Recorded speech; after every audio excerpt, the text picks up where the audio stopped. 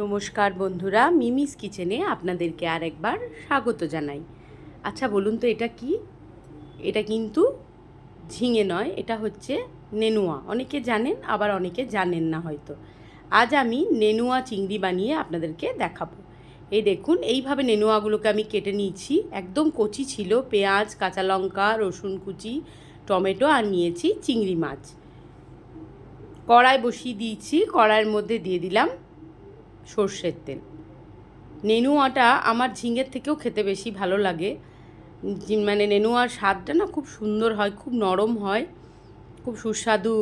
যারা কোনো দিন খাননি একবার অবশ্যই খেয়ে দেখবেন। এবার তেল গরম হয়ে গেছে, আমি নুন হলুদ মাখিয়ে রাখা চিংড়ি মাছগুলোকে তেলের মধ্যে দিয়ে ভালো করে ভেজে নিচ্ছি। চিংড়ি মাছ ছাড়াও আলু, পেঁয়াজ, নেনুয়া দিয়ে খুব সুন্দর তরকারিও হয়, আবার পোস্ত হয়।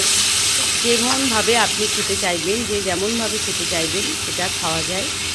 খুব উপকারী একটা সবজি নেনুয়া। চিংড়ি মাছটা ভাজা হয়ে গেছে, এবার আমি তুলে নিয়েছি। কড়াইয়ের মধ্যে আবারও আমি অল্প খানিকটা তেল দিয়ে দিলাম। এরপর দিয়ে দিলাম গোটা জিরে, মানে সাদা জিরে। ফোড়নটা যতক্ষণ না গরম হচ্ছে ততক্ষণ একটু অপেক্ষা করতে হবে। ফোড়নটা গরম হয়ে গেলে কুচিয়ে রাখা পেঁয়াজ আর চেরা কাঁচা লঙ্কা, আমি এখানে 4টে দিয়েছি। ঝাল যে যার আন্দাজ অনুযায়ী দেবেন। এবার ভালো করে পেঁয়াজটাকে আমি তেলের মধ্যে দিয়ে ভেজে নেব।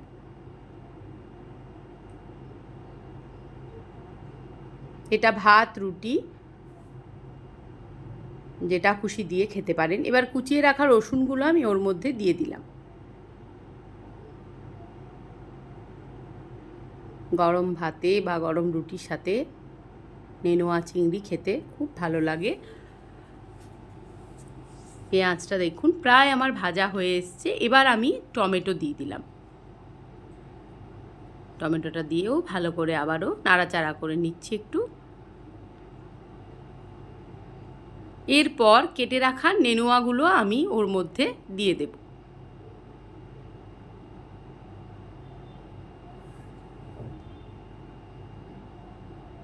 এবার ভালো করে খুন্তি দিয়ে আমি এটাকে মিশিয়ে নিচ্ছি উপর নিচ করে।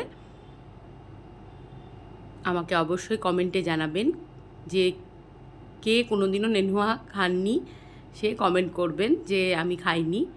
আর যারা খেয়েছেন তারা তো বলতেই পারবেন।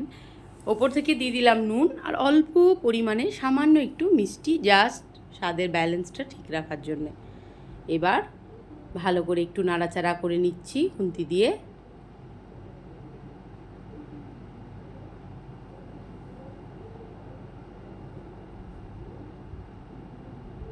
এরপর দিয়ে দিলাম হলুদের গুঁড়ো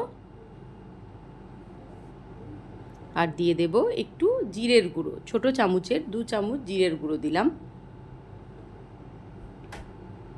আবারও খুন্তি দিয়ে ভালো করে নাড়াচাড়া করে নিচ্ছি।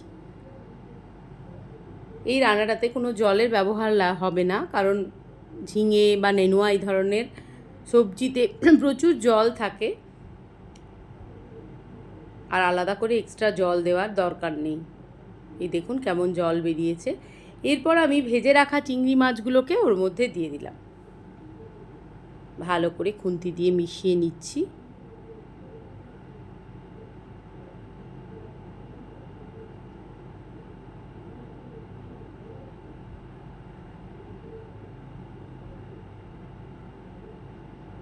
এই দেখুন কেমন সুন্দর একটা কালার এসছে।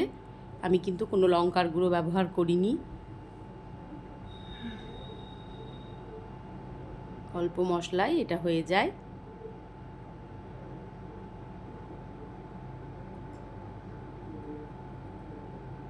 এরপর আমি দিয়ে দেব একটু শাহি গরম মশলার গুঁড়ো, অল্প একটু দিয়ে দিয়েছি। ব্যাস তৈরি হয়ে গেছে আমার নেনুয়া চিংড়ি।